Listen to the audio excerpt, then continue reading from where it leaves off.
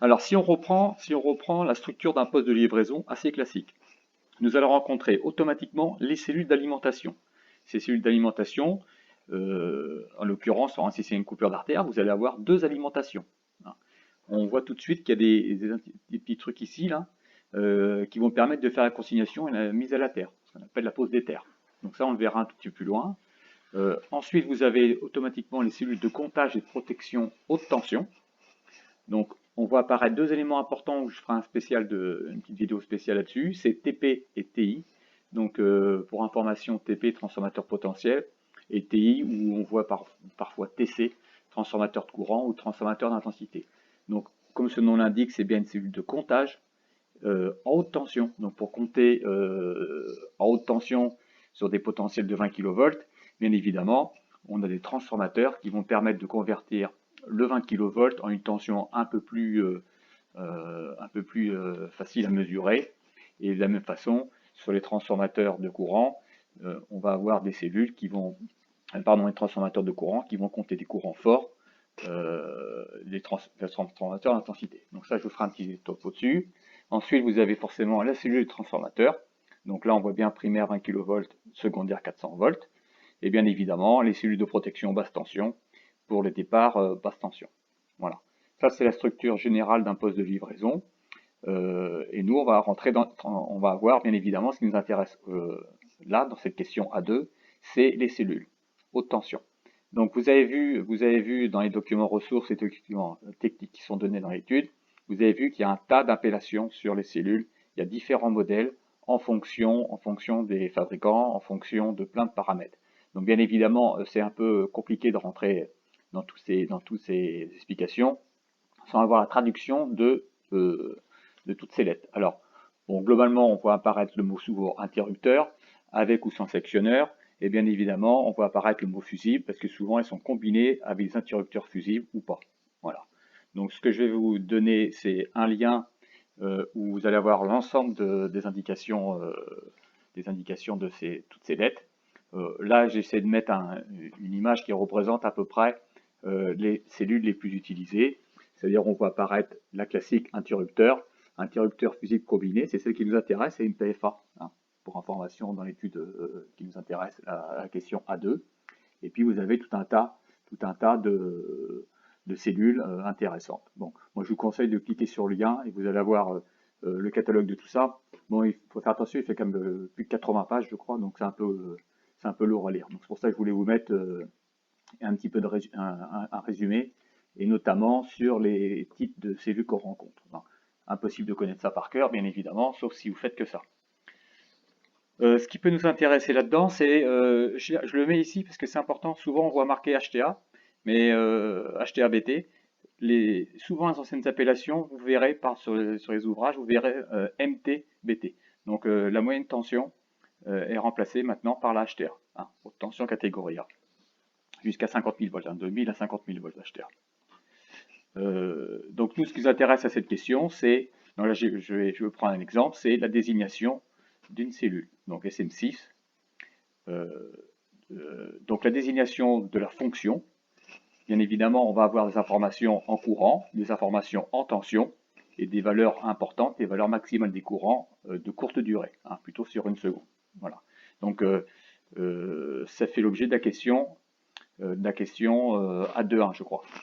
Donc, si on prend un exemple, si je prends cette cellule, au-dessus, on vous dit que c'est une cellule de type SM6, vous avez IM 424 et 12,5. Bon, bah, IM tout de suite désigne, parce que c'est une cellule d'arrivée ou de départ, hein, forcément, avec par interrupteur, donc le I d'interrupteur, et sans transformateur de courant. Hein. Alors, on avait vu précédemment, on aurait pu mettre TI.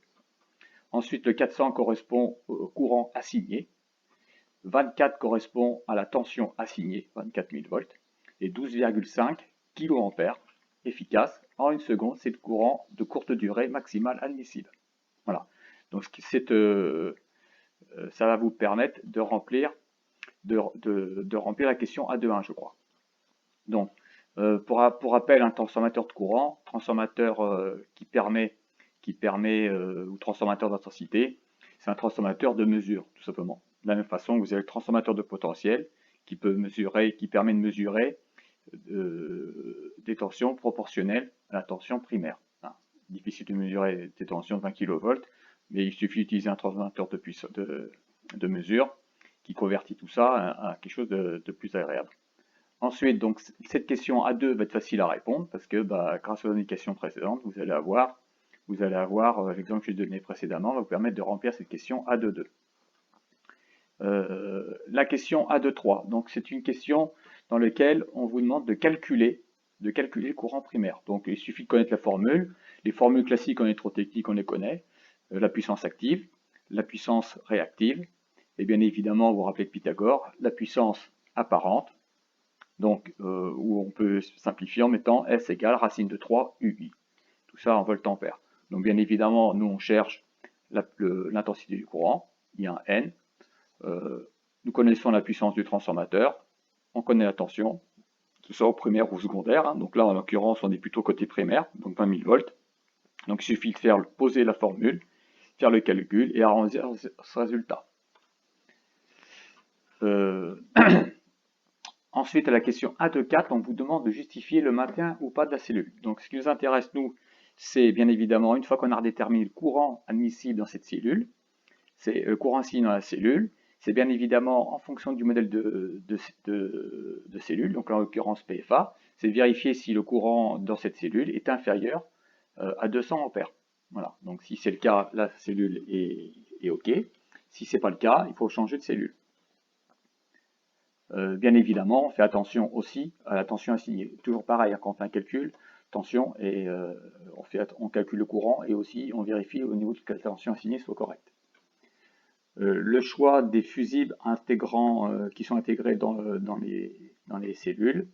Donc là, en fait, on va déterminer le calibre du fusible. Alors là, je vais prendre le même tableau que vous avez dans le dossier ressources, et je vais prendre l'ancien transformateur qui était de 630 kVA, je crois. Donc on regarde en fait les tensions de service, la puissance du transformateur, ça nous permet de déterminer le courant qu'il y a dans ce transformateur. Donc en l'occurrence, je mets à l'horizontale, j'ai bien mon 20 kV, 24 kV. Donc je suis sur cette ligne. Je prends l'ancien transformateur qui était de 630 kVA et je vois apparaître que les choix du fusible est de 43 ampères. Donc même chose à faire, même type de raisonnement avec un transformateur, le nouveau transformateur de puissance. On fait attention aux indications qu'il y a toujours situées en bas, ce qui peut donner des indications supplémentaires et peut-être pour résoudre d'autres questions. De la même façon, j'utilise le tableau numéro 2 qui lui va me permettre de déterminer les caractéristiques du fusible. En l'occurrence, toujours pareil, courant assigné. Et bien évidemment, ce qui va nous intéresser, c'est la tension assignée. Parce que là, on est sur un fusible, donc il faut penser courant, mais il faut aussi penser tension. Donc tout ce qui va nous intéresser, si je prends le même type d'exemple que tout à l'heure sur l'ancien transformateur, donc qui était un transformateur 630 kVA, donc avec des fusibles de protection de 43 ampères, eh bien la référence des fusibles intégrés dans les cellules, donc dans la PFA-A, c'était 757-328 EJ. Voilà. Ce qui me permet, donc je lis aussi, j'oublie pas de lire les indications, et on vous dit que les fusibles dont les références commencent par 757, à l'occurrence c'est bien le cas, je parle bien de l'ancienne, cellule, avec l'ancien transformateur, ou un percuteur. Donc ça c'est important aussi, les autres n'en possèdent pas par exemple. Voilà, donc ce qui me permet d'avancer tranquillement dans l'étude grâce au tableau 2. Grâce à ces questions, on a pu résoudre, on a pu vérifier qu'en remplaçant le transformateur ici par un nouveau transformateur, on a pu vérifier si les informations étaient conformes au niveau des cellules. Je vous remercie pour votre attention.